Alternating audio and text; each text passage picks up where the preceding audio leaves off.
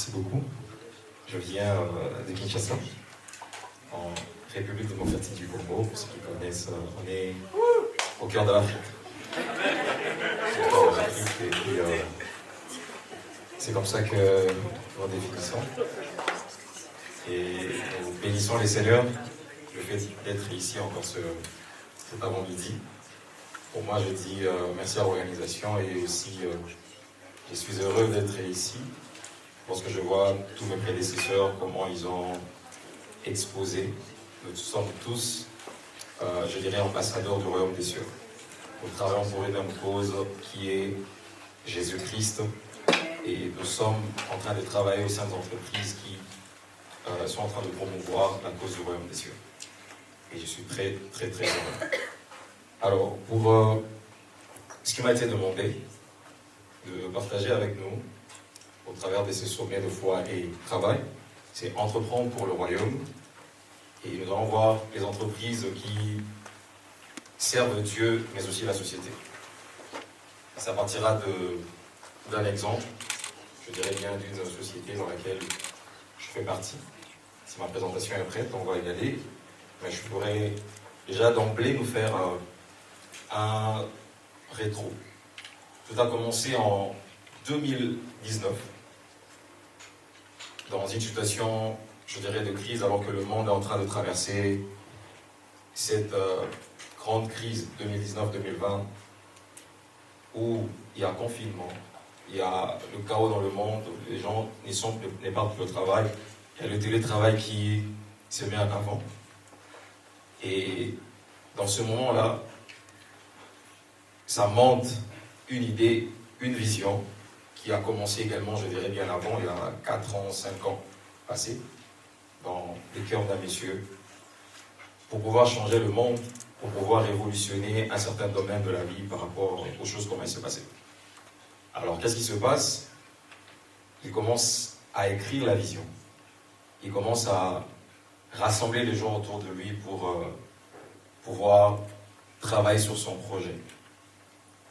Alors, ça arrive, j'entre dans la danse, on m'invita pour concevoir le logo de cette entreprise.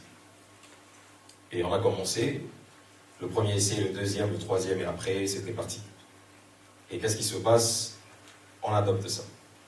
Et j'ai commencé à travailler avec lui le premier mois. Il fallait que je quitte d'ailleurs l'entreprise dans laquelle je travaillais, dans la télécommunication. Je suis dans le domaine de la communication. Et le monsieur demanda si je pouvais aussi quitter mon travail pour le rejoindre. Est-ce que tu crois en cette vision? Alors avec un peu d'hésitation, je lui ai dit que je peux embarquer dans votre bateau. À moins que je sais que ça ne va pas chavirer d'ici là. Et on commence. 2019, il fallait lancer.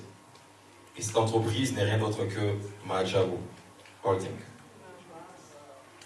On commence déjà dans un bureau, on était là, un petit nombre de personnes. On commence, il fallait lancer les choses, on met les panneaux dans la ville, il fallait communiquer là-dessus, avec beaucoup de difficultés. Peut-être qu'il y a des gens qui ne croient pas en vous, des gens qui ne vous donnent pas d'opportunités, des gens qui disent que bon, vous allez vous arrêter juste là et puis ça va finir. On commence, on vous dit, bon, après quelques temps, ça va se terminer cette affaire. On ne sait pas où est-ce que ça va aller. Et par la grâce de Dieu, en 2021, nous lançons comme ça une première compétition de musique gospel parce qu'on est venu trouver, il y a plusieurs labels sur la place. Et on s'est dit, par la grâce de Dieu, c'est Dieu qui a donné la vision, on va commencer. On est parti. On lance la première édition, qui était une compétition qu'on a appelée Mahajabu Talent. Et cette compétition, au-delà de toute attente, nous a tous surpris. Et par la grâce de Dieu, c'est parti au-delà des frontières. Et des gens posaient des questions, mais comment vous avez fait? Comment vous êtes pris? Comment est-ce que vous avez eu ces coups de génie de travailler sur tel projet, de révolutionner un peu le monde du gospel? Vous savez, lorsque Dieu donne la vision, nous avons toujours l'habitude de le dire, il donne aussi la provision. Il mettra des gens autour afin que cette vision-là ne puisse pas sombrer. Et ça a commencé par une seule entreprise, mais les autres ont commencé à venir, ils ont commencé à voir le jour. Majabu de Gospel, il y a eu Majabu Holding, dans laquelle il y a plusieurs autres entreprises qui ont commencé à renaître. Je parlerai de ça dans les autres minutes qui vont suivre. Mais ce qui m'a beaucoup touché en étant avec le monsieur, la personne du pasteur Roy, qui est ses visionnaires, la première rencontre, ce qu'il essaie de me dire, c'est que lorsque tu as de l'argent, ne le mets pas dans ton cœur, mais mets-le dans ta poche. Parce que l'argent, c'est toi qui le travailles, c'est toi qui le fais. Il ne faut pas que le mettre dans ton cœur. Le cœur est tellement petit qu'on ne peut pas l'occuper avec de l'argent, sinon tu ne pourras pas aider les autres. Lorsque tu as de l'argent, c'est un outil, mets-le dans ta poche. Et c'est ce qui va t'aider dans la suite. Parce qu'il y a des gens qui travaillent, ils sont dans leur travail, mais ils travaillent juste pour l'argent. Et ils ne peuvent pas aller loin, juste pour de l'argent. Il n'y a aucune autre motivation. Tout ce qu'ils font, c'est pour de l'argent. Sans quoi je ne peux pas donner le meilleur de moi-même. Ou même s'il faut que je donne le meilleur de moi-même, il faut vraiment me donner beaucoup d'argent. Vous aurez de l'argent, mais vous manquerez un jour de la motivation. Tu le prends, tu le mets dans la poche. Et c'est commencé à partir comme ça. Il y a eu Majabu Holding, dans laquelle se trouve Majabu Gospel, où il y a les talents qui voient le jour. On part comme ça dénicher les différents talents dans le fin fond de la RDC, dans les endroits où les gens ont difficile à arriver. Et ils viennent, ça veut dire des personnes dans des conditions difficiles, ils cherchent juste un producteur et on pouvait les prendre pour le mettre comme ça devant, sous les projecteurs. À part ça, viendra Majabu Imo. Une autre vision, toujours dans l'immobilier, pour mettre les gens dans les bonnes conditions, afin que ceux qui sont en train de chercher même à mettre en avant leurs appartements, nous les prenons et pour qu'ils puissent être dans de bonnes conditions, on gère pour eux. Il y a Majabu Cap, on s'est dit, bon, le secteur de transport également, ça marche, mais on peut encore ajouter quelque chose. Et on crée également une société de transport à la manière de Uber, mais au Congo. Et après, viendra Majabu Event. On s'est dit, bon, on fait les événements, nous avons des artistes qu'on voulait mettre en avant. Il faut des grandes scènes pour eux. Il faut les mettre en avant. Et qu'est-ce que nous faisons? Nous produisons ces concerts de nous-mêmes. Donc, je suis juste quelque part là. Voilà, ici. Nous créons, nous produisons des événements et des grands événements avec des grandes scènes, avec les différents spectacles, les spectacles vivants. Et après, on se dit, il faut créer un studio d'enregistrement pour que ces artistes-là aient quand même un endroit où ils vont enregistrer. Et après les avoir enregistrés, il y a des albums. Et après cela, nous faisons des clips, mais sur des bandes sonores, nous voulons donner le maximum de nous. Et après avoir fini avec Majabu Talent, qui était une première saison, une grande compétition qui a vu le jour, on se dit, bon, ça c'était quand même des grands, de 17 ou de 18 jusqu'à 30 ans. On va maintenant aller chez les petits-enfants, parce que le Christ même dit, laissez venir à moi les petits-enfants, car le royaume des cieux est pour ceux qui leur ressemblent. Et on le fait avec Majabu Rafiki, où les petits-enfants ont vu le jour. Et ça a marché, par la grâce des dieux. Bien de choses, toujours dans cette vision. Pourquoi je suis en train de le dire, je suis en train de nous emmener quelque part, c'est que une personne a cru, une personne a eu sa vision, une personne a transmis la vision qu'il avait reçue à d'autres personnes, et cela a changé beaucoup de choses. Cela a changé beaucoup de choses. J'aimerais déjà le dire ici, c'est vrai, ce n'est pas une prêche comme à l'église, mais comme mes prédécesseurs, on ne manquera pas de dire certains versets et puis certains principes de la Bible. Vous allez voir que les gens n'achètent pas ce que nous sommes en train de faire. Les gens n'achètent pas ce que vous faites. Mais ils viendront acheter ce pourquoi vous le faites. Les gens ne viendront pas recevoir. Ils ne viendront pas dépenser de leur temps ce que vous faites seulement. Mais ce pourquoi vous le faites. Quelle est la motivation derrière? On se dit, on va entreprendre, on se dit, on crée des entreprises pour le royaume, des entreprises là qui doivent servir Dieu, mais en même temps la société. On peut juste avancer avec, je comprends que c'est moi qui dois le faire. Ok, voilà, ça c'est juste en image, tout ce que je vous ai parlé, ça c'est Majabou Talent. Il y a les studios, il y a Majabou Imo, il y a Majabou Cab en transport, l'événementiel, il y a la télévision, et on arrive. C'est-à-dire, une personne qui a cru, une personne qui a transmis la vision, mais il se dit, je dois transmettre le pourquoi je suis en train de le faire. Parce qu'il y a des personnes, lorsqu'ils créent des entreprises, lorsque nous travaillons dans nos entreprises, chacun de nous sait que l'entreprise existe. Chacun de nous sait comment je dois conduire dans cette entreprise-là, mais peu de personnes savent le pourquoi ils font ces choses. C'est juste dans ce carré ici, ou ce cercle, que la plupart de nous peut-être connaissent, ces cercles d'or. Voilà. La majorité d'entre nous, nous savons le quoi. La majorité d'entre nous, nous savons le comment. Peut-être, je dirais, 90%, on est ici. Dans le quoi. 90%, merci. Il y a le 8%, on est dans le comment. Et le 2% sont dans le pourquoi. Sont dans le pourquoi. Nous savons qui nous sommes en réalité. Nous sommes une entreprise. Vous êtes une entreprise. Vous représentez une marque. Vous savez comment vous pouvez faire ça. Ça, c'est tout le monde aussi qui peut le faire. Mais le pourquoi vous le faites. Le pourquoi vous êtes en train d'avancer avec ça. Et il y a quelqu'un qui dit que si vous embauchez les gens uniquement pour leurs compétences, ils travailleront pour de l'argent. Viens dans mon entreprise, tu vas travailler et puis après je vais te payer. Tu as des compétences, tu as fini, tu as le PhD, tu as le master, tu as ceci. Ils viendront, ils vont travailler pour de l'argent. Mais si vous embauchez des gens, justement, pour qu'ils croient en la même chose que vous, ces gens-là seront capables d'essuyer, de pleurer et de partager les mêmes valeurs avec vous. Ça veut dire même s'il n'y a pas d'argent, vous entrez dans un moment de chaos, puisque vous leur avez transmis le pourquoi vous êtes en train de faire ces choses, ils vont rester avec vous et ça ne sera pas que de l'argent.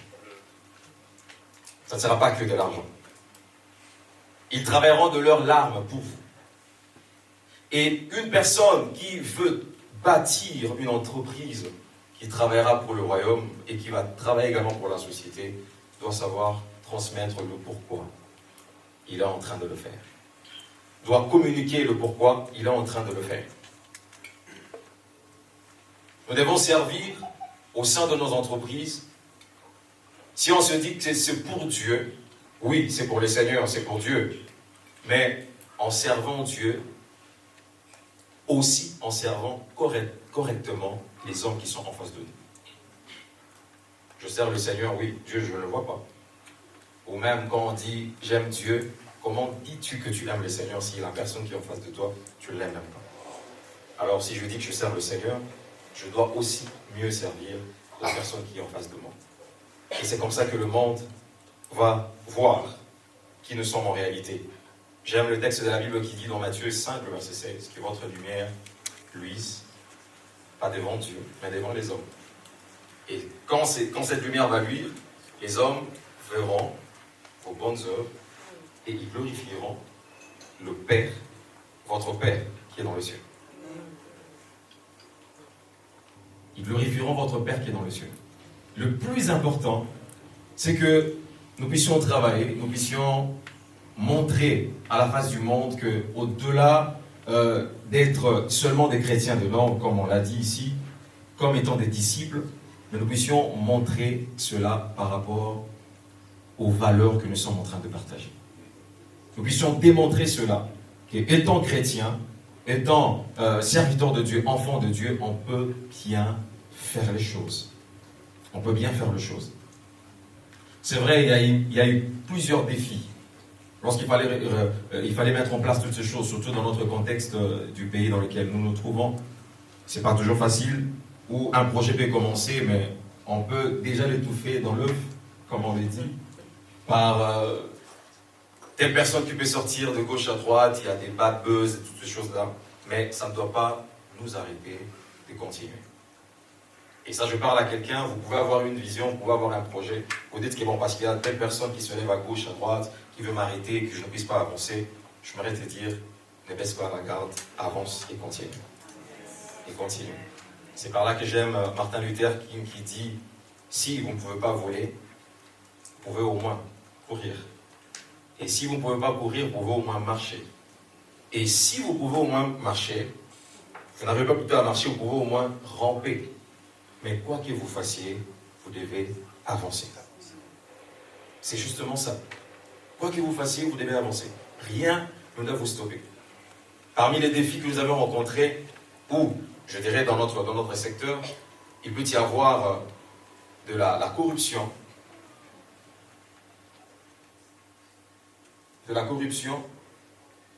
de toutes ces choses, de la contrefaçon, tout ce qui peut exister. Tu fais la chose aujourd'hui, bon, il y a une autre personne qui veut copier ça demain, il veut également devenir comme toi, tu te dis, bon, c'est mon idée et tout, mais quand c'est original, ça restera toujours original. Il y a ces défis-là qui viennent. Peut-être des grandes difficultés pour avoir vraiment les moyens possibles, les moyens qu'il faut pour réaliser ces différents projets. C'était difficile, mais le Seigneur l'a fait. Vous savez, cet homme, lorsqu'il concevait cette entreprise, ça nous arrive comme ça dans notre travail, à faire des réunions de brainstorming, et il partage souvent. Déjà, une loi qu'il a donnée dans le travail, c'est que chaque dernier vendredi du mois, toute mon équipe doit se réunir en prière. En réalité, ce ne sont pas des heures perdues, mais ce sont des heures de travail, où chacun vient, quitte sa maison, il vient pour prier. En réalité, c'est le travail. Tu pries pendant un temps, ça veut dire de 9h même jusqu'à 15h ou 12h, peu importe. C'est considéré comme étant des heures de travail. Après, vous allez retourner dans votre bureau, continuer le travail. Et nous venons toujours à temps, comme tous les jours de travail, ça veut dire de lundi à jeudi, pour cette dernière semaine-là du travail. Et c'est une personne qui veut communiquer ce qu'il avait, qui veut croire également en d'autres personnes, même si tu n'as pas d'État. Et moi, je crois toujours en ça lorsque nous sommes en train de travailler pour l'avancement du royaume des cieux, en mettant en place des entreprises qui font développer des royaumes et qui transforment aussi les hommes. C'est-à-dire, croire en des personnes, pas seulement, ils peuvent avoir des capacités, mais en ce que le Seigneur t'a dit pour la transformation de cette personne-là. En ce que la personne t'a dit pour le changement de cette personne-là. Je prenais un exemple sous mes yeux, mon frère qui est là, derrière, Job ou Nana. Est-ce que tu peux faire quand même signe qu'on puisse te voir? Alors, on était, pour la petite histoire, dans une salle, juste s'il faut revenir encore en 2019. Il était là, il est venu, on s'est retrouvés ensemble presque dans la même condition et tous la même situation. Mais pour lui, c'était un peu plus particulier encore. On est avec les visionnaires. Il est venu en réalité pour gérer les réseaux sociaux dans cette entreprise. On commence, après, il commençait à donner des idées comme ça et tout. Puisqu'il parlait bien, il a l'art oratoire. Et le visionnaire qui lui dit, en tout cas, je pense que, puisqu'on a tellement cherché la personne qui devait présenter, avoir comment l'image d'étendard de la compétition, on ne trouvait pas, il y avait des présentateurs qui venaient de gauche à droite. Et juste dans la réunion comme ça, il lui dit, c'est toi qui vas le faire. Il n'a jamais fait ça, il n'a jamais présenté une émission. Il faisait ses petits articles sur les réseaux sociaux. Et c'était une première. Et il a commencé avec la première émission, je me souviens encore qu'on a eu à réfléchir dessus, comment ça va se faire et tout ça. Il y a eu une première sortie, après, il fallait revenir dessus. Mais, croyez-moi, deuxième, troisième, quatrième, cinquième émission, on a vu quelqu'un qui était en train de changer. C'était comme si on était en train de changer, de tuner le volume d'une radio, en train de monter des crans comme ça, et c'est parti jusqu'à aujourd'hui. Ça veut dire quoi? Vous pouvez croire en vos rêves, vous pouvez croire en vos talents, le Seigneur le mettra devant l'éclairage de toute l'humanité, peu importe le temps, peu importe les circonstances. Vous pouvez croire. Et quelqu'un d'autre peut aussi croire en vous. Ça veut dire, lorsque nous créons ces genres d'entreprises, nous devons croire en des personnes au-delà même de leurs capacités, mais en recevant la vision. Parce que lorsqu'on voit un conducteur, lorsqu'on voit un dirigeant peut vous ramener dans un endroit qu'il connaît. Il vous ramène tout droit dans une direction. Mais un leader, c'est quelqu'un qui inspire. Une personne qui inspire. Et ça, on l'a vu. Tous, on a commencé. Peut-être qu'on ne savait pas ce que nous étions en train de faire au début. Après, sont venues les différentes formations. Et on est arrivé. Le pourquoi, le comment, le quoi que vous êtes en train de faire. Le pourquoi vous êtes en train de travailler. Sachez comment le transmettre. Je suis en train de chuter plus rapidement.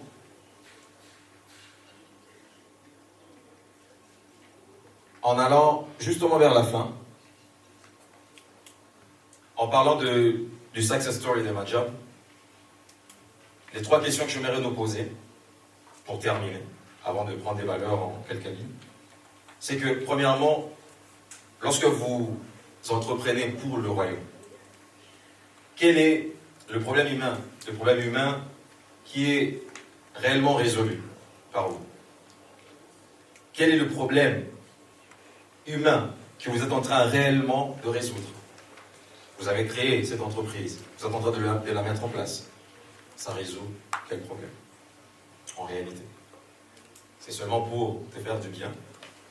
C'est seulement pour toi-même, pour ta propre joie. Ça, c'était la première question. Réponse, vous pouvez garder dans votre cœur. Deuxièmement, qui avance parce que votre entreprise existe?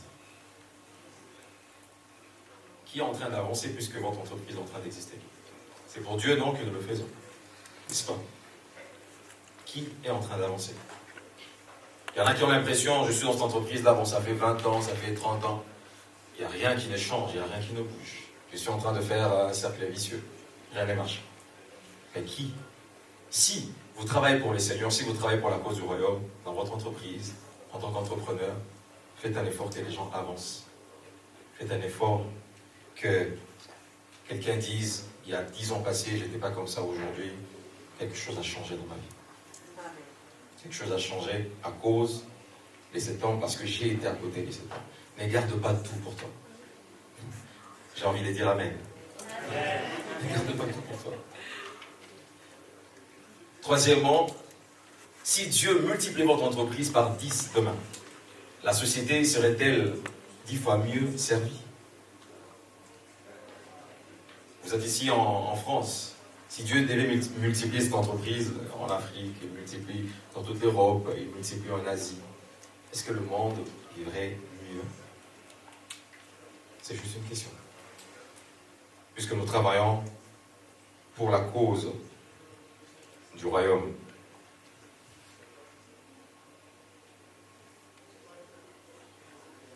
Lorsque nous entreprenons pour le royaume, il y a des choses qu'il faut également retenir. C'est qu'entreprendre pour le royaume, c'est construire avec des valeurs du roi. C'est vrai, nous avons construit ces entreprises, nous avons toutes ces entreprises-là à portée de main. Mais est-ce que ces entreprises-là sont construites sur les valeurs du roi? On peut se dire, bon, je ne dis pas seulement il faut écrire des versets bibliques dans les murs de votre entreprise pour que ça soit considéré comme étant une entreprise biblique. Je ne le dis pas. Mais ça doit incarner un certain nombre de valeurs. Ce n'est pas dans les dires, ce n'est pas dans l'écrit, mais c'est dans le faire. C'est dans le vécu. Ici, nous avons l'excellence. L'excellence, c'est le Seigneur, l'excellence, c'est Dieu. Il y a même Paul qui est en train de parler dans la parole de Dieu qui dit « Je regarde toutes choses comme une perte à cause de l'excellence de la connaissance de Christ. » Il pouvait mettre tout de côté, toute autre chose, pour saisir l'excellence de Christ. Si tu devais garder ça, ça serait quoi? L'excellence doit nous faire tout. Vous savez, puisque nous travaillons pour le Seigneur, il y a des gens qui se disent, bon, puisque c'est pour Dieu, ça doit être comme ça. Ça peut être un peu un mélange, un peu compliqué, ou soit ça peut être dérisoire, banal, mais c'est pour le Seigneur. Et moi je dirais encore ce matin, puisque c'est pour Dieu, ça doit être très bien fait. Parce que notre Dieu aime l'excellence. Et dans l'excellence, je dirais un peu une différence avec la rapidité, parce que quand on parle de l'excellence, c'est la qualité maximum, c'est la qualité supérieure. C'est ce qui est plus élevé. Et les gens, lorsqu'ils viennent dans notre service, ils ne retiennent pas la rapidité du service avec lequel nous les avons servis. Mettons que quelqu'un vient acheter ce téléphone. Je peux lui livrer dans 3 secondes, directement, surtout que nous sommes dans le monde d'IA, automatiquement tu reçois le téléphone. Mais la personne partira avec le téléphone à la maison construit par toi. Et après 2 jours, il revient, mon téléphone ne fonctionne plus. Et aussi, une personne, on peut lui livrer dans 1 heure du temps. Il prend le téléphone chez un autre fournisseur, il part avec. Et après, pour lui, il oublie même le fait de retourner. Il part à 5 ans, 10 ans, le téléphone est toujours là.